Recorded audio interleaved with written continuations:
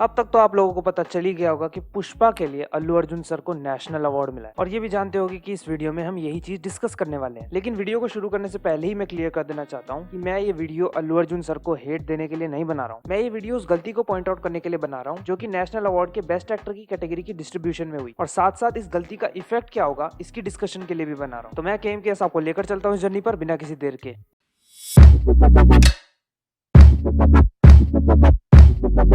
देखिए, इंडिया में बहुत सारे अवार्ड फंक्शन होते हैं जैसे फिल्म फेयर, आईफा, सिमा, लेकिन इन सभी अवार्ड फंक्शन ने अपने अपने रीजन सिलेक्ट कर रखे हैं। जैसे फिल्म फेयर और आईफा इंडियन हिंदी फिल्म्स के लिए है, सिमा इंडियन साउथ फिल्म के लिए है, और इन अवार्ड फंक्शन में जो अवार्ड डिस्ट्रीब्यूशन होता है वो इन्हीं के अपने अपने रीजन में होता है। और इसकी वजह से जो हमारा वुड सिस्टम है वो बरकरार रहता है, यानी एक इंडस्ट्री बॉलीवुड, एक इंडस्ट्री टॉलीवुड, एक इंडस्ट्री जॉलीवुड, और भी कई वुड है जो आप जोड़ सकते हैं। और इसी वुड सिस्टम को तोड़ता है नेशनल फिल्म अवार्ड, जो कि अपनी डिस्ट्रीब्यूशन किसी वुड के हिसाब से या किसी रीजन के हिसाब से नहीं करता। नेशनल अवार्ड हर फिल्म को एक ही इंडस्ट्री में काउंट करता है और वो है इंडियन फिल्म इंडस्ट्री। और जब इंडियन फिल्म इंडस्ट्री की सभी फिल्मों को एक साथ जज किया जाता है तो कंपटीशन भी बढ़ जाता है। इससे दो फायदे होते हैं। पहला, जो इंडियन फिल्म इंडस्ट्री छोटे छोटे टुकड़ों में बटी हुई है वो एक लगती है, और दूसरी बात, क्योंकि नेशनल अवार्ड के लिए इंडियन फिल्म इंडस्ट्री की हर फिल्म को एक साथ जज किया जाता है, जिसकी वजह से इस अवार्ड की इंपॉर्टेंस और बढ़ जाती है। एक और चीज जो नेशनल अवार्ड को बाकी सभी अवार्ड से इंपॉर्टेंट बनाती है वो है उसका जूरी सिलेक्शन। देखिए, जो हमारे बाकी सभी अवार्ड्स हैं नेशनल फिल्म अवार्ड के अलावा, वो हमारे अवार्ड फंक्शन है, यानी ये प्राइवेट अवार्ड्स हैं जिनमें जितने हो सके उतने सेलिब्रिटीज को बुलाया जाता है, परफॉर्मेंसेस होती है, थोड़ी कॉमेडी होती है, थोड़ा ड्रामा करते हैं, and specially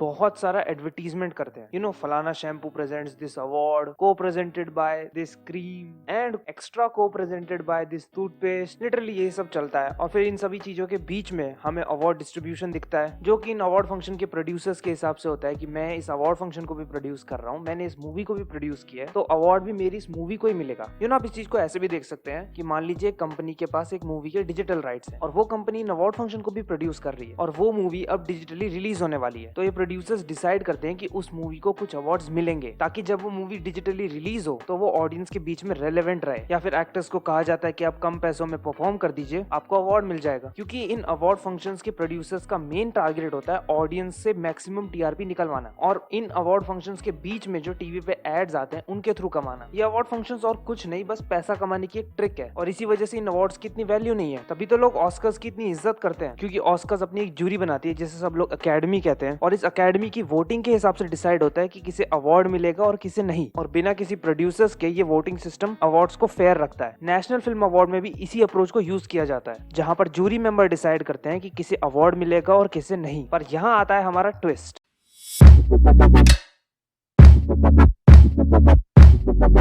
despite having a jury और अकेडमी, ऑस्कर्स अवार्ड को भी कई बार बैकलैश फेस करना पड़ता है अपनी अवार्ड डिस्ट्रीब्यूशन की वजह से। जैसे इसी साल सभी को लग रहा था कि द बैटमैन को बेस्ट सिनेमेटोग्राफी का ऑस्कर मिलेगा, लेकिन ऑस्कर तो छोड़िए, उसे नॉमिनेशन तक नहीं दिया गया। और इसी चीज का बैकलैश करते वक्त रॉजर डीकिन सर ने कहा था कि उनकी नजर में इस साल की best cinematography the Batman movie में थी। अगर किसी को नहीं पता कि रॉजर डीकिन सर कौन है तो बता दूं कि वो 16 बार ऑस्कर फॉर बेस्ट सिनेमेटोग्राफी के लिए नॉमिनेट हो चुके हैं, जिसमें से 2 बार उन्होंने उसे जीता है। अगर पूरे वर्ल्ड से जूरी बनाने के बावजूद ऑस्कर से गलती हो सकती है तो नेशनल अवार्ड से भी गलती हो सकती है। और नेशनल अवार्ड में गलतियां कई सालों से होती आ रही हैं। जैसे हम तुम के लिए सैफ अली खान सर को नेशनल अवार्ड मिल गया, लेकिन उसी साल स्वदेश के लिए शाहरुख सर को नेशनल अवार्ड नहीं मिला। सरबजीत के लिए रणदीप हुड्डा सर को कोई नेशनल अवार्ड नहीं मिला। गुजारिश के लिए ऋतिक रोशन सर को कोई नेशनल अवार्ड नहीं मिला। इनफैक्ट इरफान खान सर को भी आज तक सिर्फ एक नेशनल अवार्ड मिला है। क्या बात है सर, क्या बात है सर, क्या बात है, ये बात है, अरे सर क्या बात है।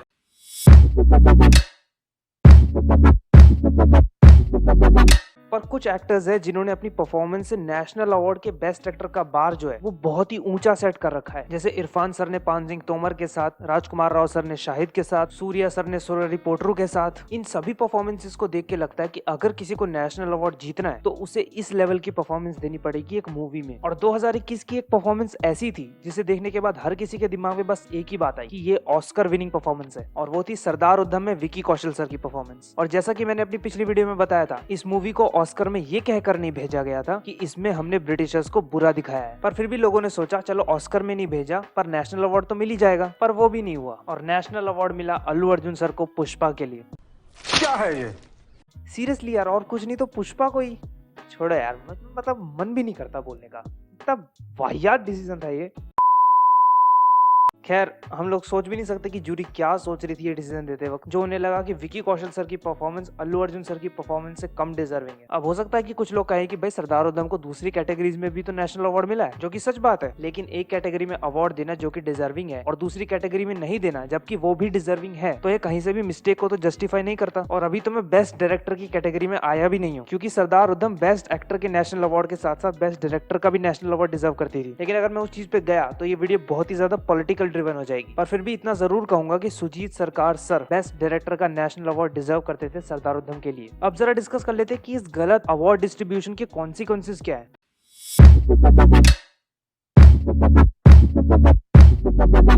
देखिए, सबसे पहला कॉन्सिक्वेंस तो यही है कि अगर एक बार गलती हुई है तो ये आगे भी होती रहेगी, और दूसरा कॉन्सिक्वेंस है कि इस तरह की गलती से कहीं ना कहीं नेशनल अवार्ड की इमेज खराब होती है। इसीलिए मैंने नेशनल अवार्ड की इंपॉर्टेंस आपको सबसे पहले समझाई थी कि क्यों ये national award Indian film industry के लिए इतना जरूरी है। और नेशनल अवार्ड यानी इंडियन फिल्म इंडस्ट्री के लिए उसका सबसे इंपॉर्टेंट अवार्ड ही गलती करता रहेगा तो ऑल इन ऑल ये इंडियन फिल्म इंडस्ट्री के लिए सबसे बड़ा खतरा है। क्योंकि देखिए, इंडियन ऑडियंस तो इस तरह की फिल्में थिएटर्स में देखने जाती नहीं है, और इस तरह की ट्रू सिनेमैटिक फिल्म्स कभी भी थिएटर्स में बॉक्स ऑफिस रिकॉर्ड थोड़ी सेट करती है। तो इस तरह की फिल्म, इस पे काम कर रहे लोगों के लिए सबसे बड़ी जो मोटिवेशन होती है वो होती है इंडिया का सबसे प्रेस्टिजियस और सबसे important award, national film award. और अब अगर वो भी डिजर्विंग पर्सन को नहीं मिलेगा तो कौन ट्रू सिनेमैटिक मूवीज बनाना चाहेगा। तो मेरी इस बात को समझिए और ट्राई करिए कि आपकी वॉच लिस्ट में कमर्शियल और सिनेमैटिक फिल्म का एक बैलेंस बनाओ। इसी के साथ मैं केएम के हिसाब से विदा लेता हूँ और बहुत जल्द मिलूंगा आपसे एक नई वीडियो में। तब तक के लिए स्टे सेफ, स्टे हेल्दी।